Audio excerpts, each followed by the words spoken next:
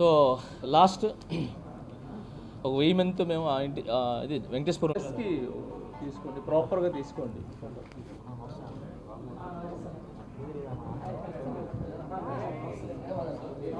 వచ్చిన తర్వాత ప్రాపర్గా కూడా తీసుకోండి.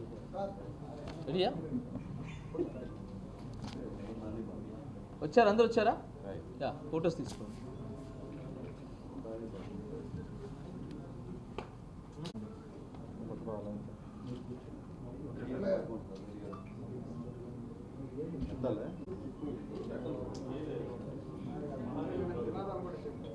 జై జనసేన, జై జనసేన, జై జనసేన, జై జనసేన. వర్ధిల్లాలి పవన్ కళ్యాణ్ గారి నాయకత్వం, వర్ధిల్లాలి, వర్ధిల్లాలి పవన్ కళ్యాణ్ గారి నాయకత్వం, వర్ధిల్లాలి.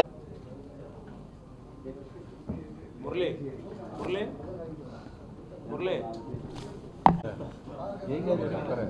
పుత్తు అంతే.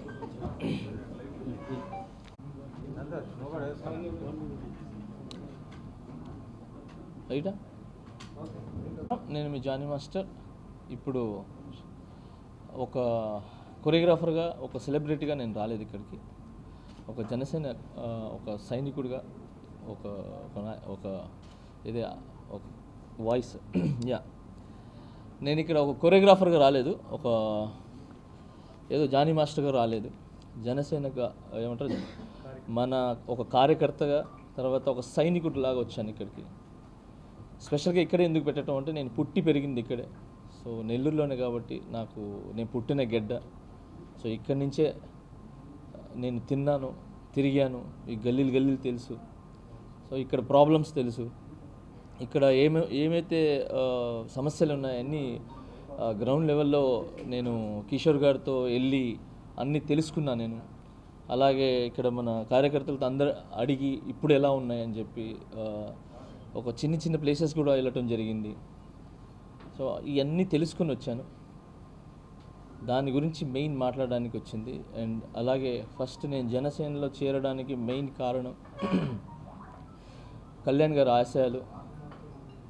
సామాజిక న్యాయం అనేది ఆయనకి ఇప్పటి నుంచి కాదు, ఎప్పటి నుంచో ఉంది. సో దాని గురించి నేను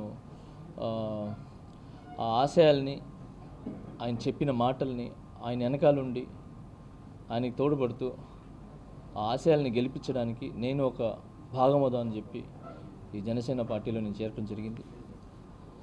సో అలాగే ఫస్ట్ ఆఫ్ ఆల్ నేను మీడియా మిత్రులందరికీ, పత్రికా మిత్రులందరికీ థ్యాంక్ యూ సో మచ్. మేము చేసే ప్రతి ఒక్కటి జనం దగ్గర తీసుకుని వెళ్తారు. అది మంచి అయితే మంచి చూపిస్తారు, చెడు అయితే చెడు చూపిస్తారు. సో మీ అందరికీ పేరు పేరున నేను చాలా కృతజ్ఞతలు తెలుపుకుంటున్నాను. Thank you so much. So జనసేనలో చేరిన తర్వాత ఫస్ట్ కార్యక్రమం ఇక్కడి నుంచి స్టార్ట్ చేద్దామని చెప్పి నేను నెల్లూరు నుంచి స్టార్ట్ చేస్తున్నాను. అదేంటంటే డైరెక్ట్ పాయింట్కి వచ్చేద్దాం.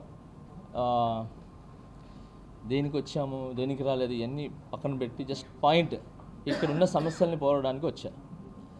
ఫస్ట్ నేను తీసుకుంటున్నది టిట్కో హౌస్లు ఉన్నాయి కదా, వెంకటేశ్వరంలో కట్టున్నారు కదా, సో ఇల్లులు.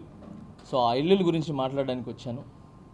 రాష్ట్రం మొత్తంలో 40 లక్షల ఇల్లులేమో శాంక్షన్ అయినాయి దాదాపు నాకు తెలిసి. మన నెల్లూరులో 4000 ఇల్లులేమో కట్టినట్టున్నారు.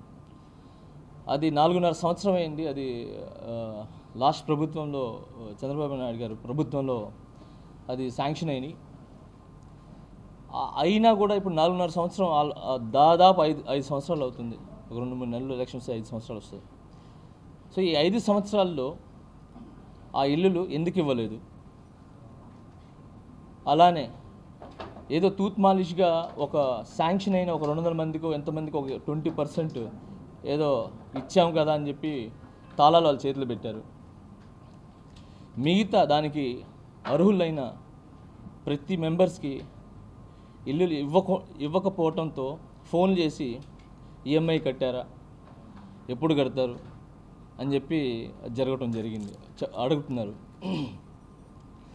ఈ 4.5 సంవత్సరం రెంట్ కట్టాలన్నా, పని దొరకాలన్నా, రెంట్ కట్టాలన్నా చాలా ఇబ్బంది.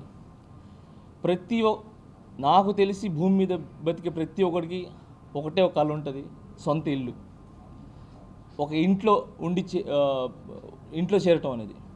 సో అలాంటి ఇల్లు కళని చూపించి శాంక్షన్ అయినా కూడా ఈ రోజు వరకు ఇవ్వకపోవటం అనేది చాలా చాలా బాధాకరమైన విషయం.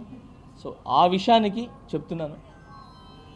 ఇప్పుడు ఈ ప్రభుత్వం శాంక్షన్ అయిన తర్వాత కూడా 4.5 సంవత్సరం నుంచి ఆల్మోస్ట్ దాదాపు 5 సంవత్సరాలు ఇవ్వలేదో ఆ రెంట్లతో సహా ఈ ప్రభుత్వం